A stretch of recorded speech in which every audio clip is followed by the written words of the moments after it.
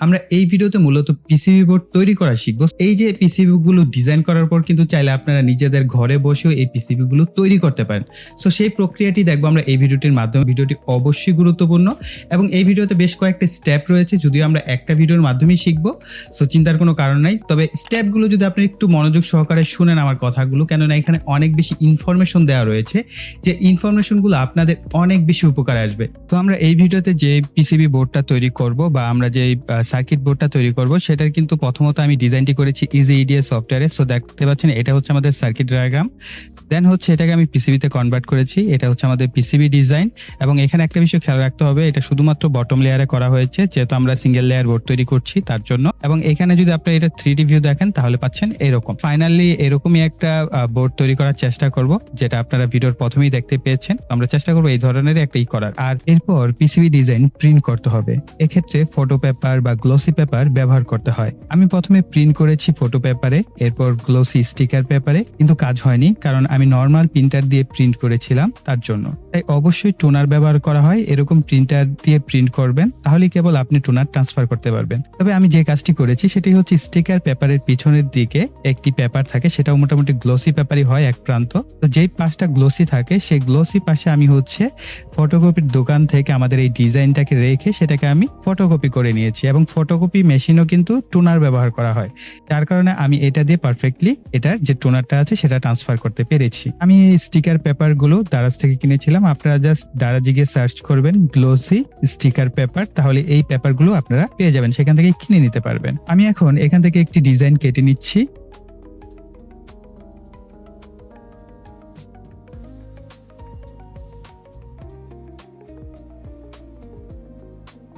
আর এই ডিজাইনের যে মূল ফাইলটি, সেই ফাইলটি কিন্তু আমি ভিডিও ডিসক্রিপশন বক্সে দিয়ে দেবো, এতে করে আপনারাও প্র্যাকটিস করতে পারবেন।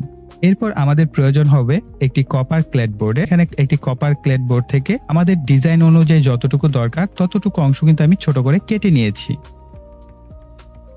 এরপর সিরিজ কাগজ বা থালা বাসন ধোয়ার জন্য এই ধরনের কিন্তু কিছু ম্যাটেরিয়ালস পাওয়া যায়। এগুলো দিয়ে আপনার এই কপার ক্লেড বোর্ডটিকে হচ্ছে ঘষে চকচকা করে নিতে হবে। কিছুক্ষণ ঘষাঘষি করলে দেখবেন অনেকটা চকচকে হয়ে যাবে কপার ক্লেড বোর্ডটি।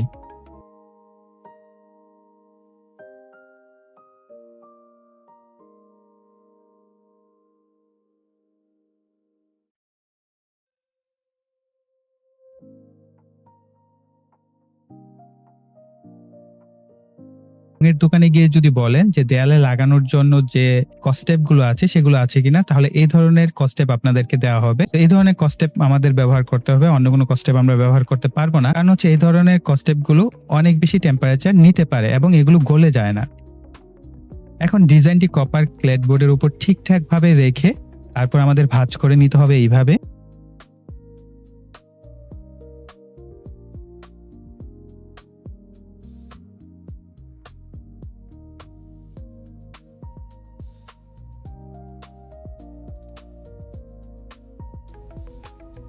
তারপর এভাবে কস্টেপটি লাগিয়ে নিতে হবে।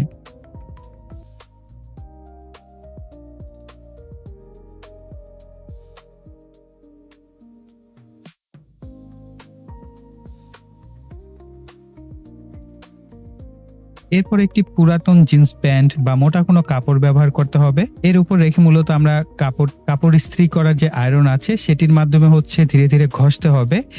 তবে আয়রন পূর্বে চালু করে রাখবেন না, মূলত যখন কিনা আপনি হিট দিবেন তখনই হচ্ছে চালু করে ধীরে ধীরে ঘষতে থাকবেন। অতিরিক্ত হিট হলে আবার কপার ক্লেড বোর্ডটি পুড়ে যাবে, আবার কম হিট হলেও কিন্তু আমাদের টোনার ট্রান্সফার হবে না। তো এই কারণে আমরা যখনই স্টার্ট দিব তখনই ধীরে ধীরে এটাকে হিট দিতে থাকবো।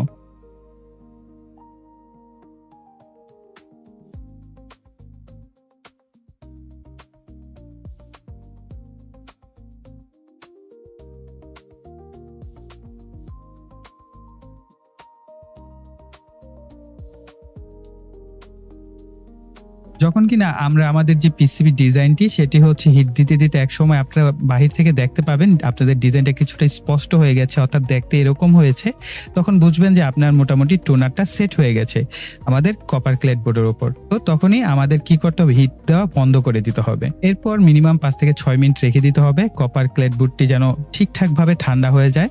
ঠান্ডা হওয়ার পর পরিষ্কার কিছু পানি নেবেন, নেওয়ার পর সেখানে পুরোপুরি আমাদের এই যে ডিজাইনটি এটিকে ডুবিয়ে রাখতে হবে।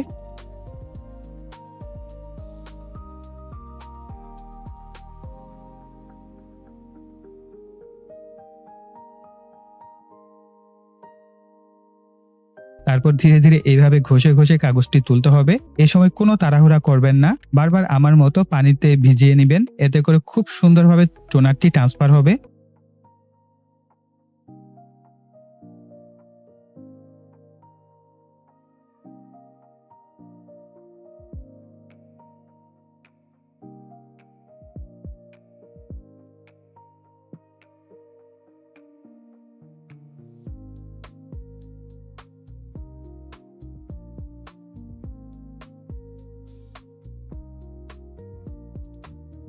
তো দেখতেই পাচ্ছেন খুব সুন্দরভাবে কিন্তু টোনারটি ট্রান্সফার হয়েছে।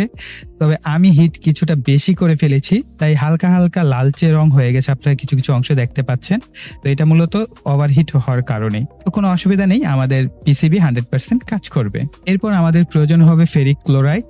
আর এই ফেরিক ক্লোরাইড গুলো আপনারা দারাজ সহ অনলাইন সবগুলোতে পেয়ে যাবেন, দাম খুব একটা বেশি না, অল্প টাকায় অনেকগুলো দিয়ে দেয় তারা।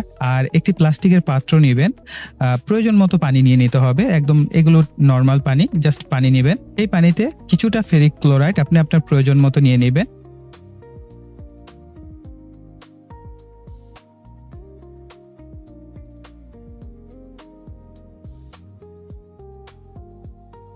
নেওয়ার পর ভালো মতো মিশ্রণ করে নেবেন।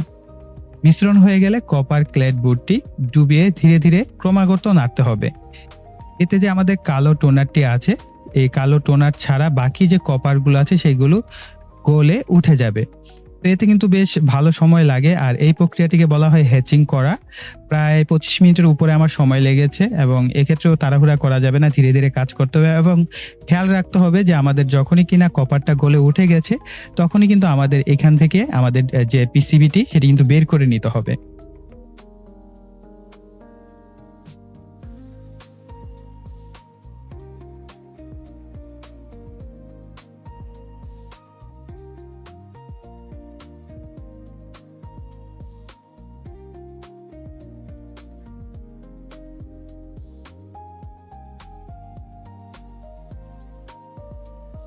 তো আপনারা দেখতেই পাচ্ছেন আমাদের কিন্তু কপার গুলো গলে উঠে গেছে, এখন কিন্তু ফ্রেশ একটা আমাদের পিসিবি ডিজাইন অলমোস্ট হয়ে গেছে।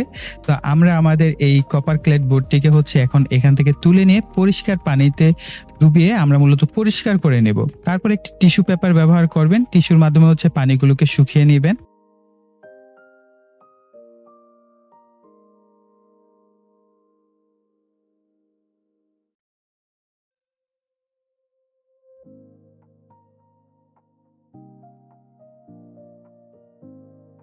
তারপর আপনি একটি তুলি বা ব্রাশের সাহায্য নেবেন, আর এটি হচ্ছে তারফিন। সো আপনারা চাইলে তারফিনও ব্যবহার করতে পারেন। তারফিন দিয়ে ঘষে কালো যে টোনারটি আছে সেটিকে আমরা তুলে ফেলবো।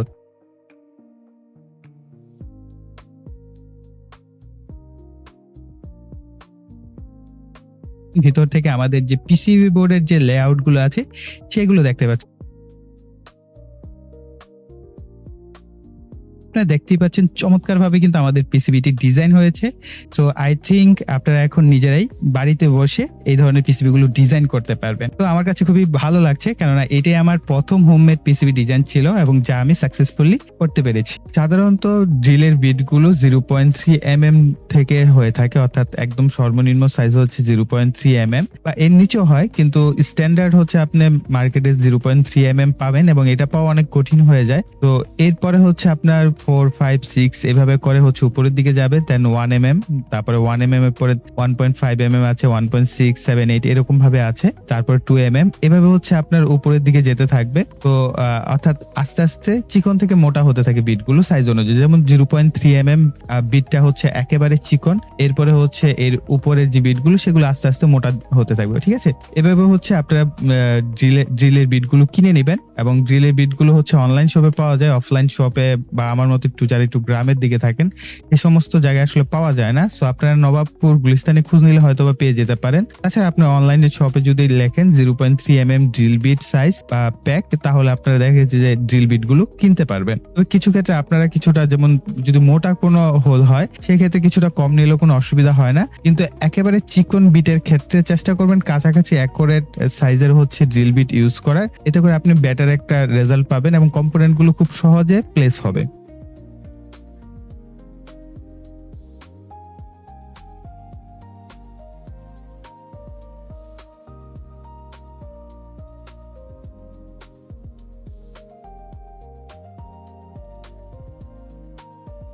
আপনারা দেখতেই পাচ্ছেন সম্পূর্ণ ড্রিল করার পর পিসিবি বোর্ডটি দেখতে হয়েছে এরকম। আমি যেহেতু স্টিকার পেপারে টপ সিলটাকে প্রিন্ট করে নিয়েছিলাম, সো আমরা এটার উপর বসিয়ে দিব। এতে করে আমাদের কম্পোনেন্ট প্লেস করা অনেক বেশি সহজ হয়ে যাবে। আদারওয়াইজ আপনাকে বারবার ডিজাইন দেখে দেখে আপনাকে কম্পোনেন্ট প্লেস করতে হবে। তো অনেক ক্ষেত্রে আমরা উল্টাপাল্টা কম্পোনেন্টও বসিয়ে ফেলতে পারি। দেখা গেছে একটা এলইডি বসাবো, সেটার পজিটিভের জায়গায় নেগেটিভ হয়ে গেল, আবার নেগেটিভের জায়গায় পজিটিভ হয়ে গেল। সো এরকম উল্টাপাল্টা হতে পারে। তো আমার এই প্রসেসটা যদি আপনাদের কাছে স্টিকার পেপার থাকে, বা আপনারা চাইলে ঘাম দিয়েও লাগিয়ে নিতে পারেন প্রিন্ট করার পর, তো খুবই সিম্পল।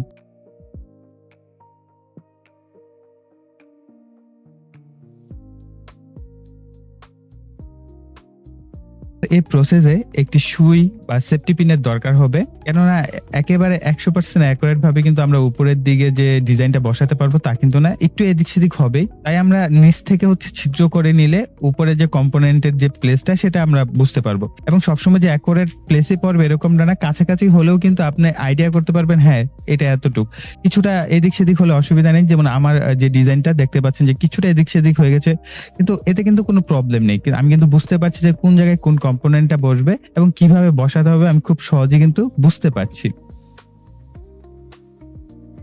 তো এরপর আমাদের কাজ হবে আমাদের এই পিসিবি বোর্ডের যে রিকোয়ার্ড কম্পোনেন্ট গুলো আছে সেগুলোকে আমরা একে একে বসিয়ে সোল্ডারিং করে নেব।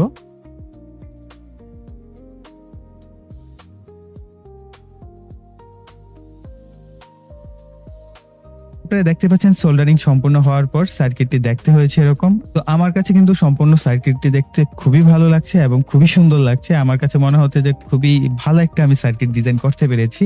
তো আপনাদের কাছে কিরকম লেগেছে সেটা অবশ্যই কমেন্ট সেকশনে লিখবেন, যে আসলে আপনাদের কাছে এই যে প্ল্যানিংটা আমি যে স্টিকার পেপার ইউজ করে করেছি তো এটা কিরকম লেগেছে এবং ওভারঅল সার্কিটটা দেখতে কিরকম হয়েছে সেটা আমাদের জানাবেন। এবং আমরা পরবর্তী ভিডিওতে যদি আপনারা চান যে এটা দিয়ে ভাইয়া একটা আপনি মিনি আইপিএস তৈরি করে দেখান এই সার্কিটটা, এটা কিন্তু একটা মিনি আইপিএস এর সার্কিট। একটা সময় কিন্তু এই সার্কিটটা বেশ জনপ্রিয় ছিল মিনি আইপিএস ডিজাইনের জন্য। তো আপনারা যদি চান তাহলে আমরা পরবর্তী ভিডিওতে এই সার্কিটটির মাধ্যমে একটি মিনি আইপিএস তৈরি করে আপনাদেরকে দেখাবো।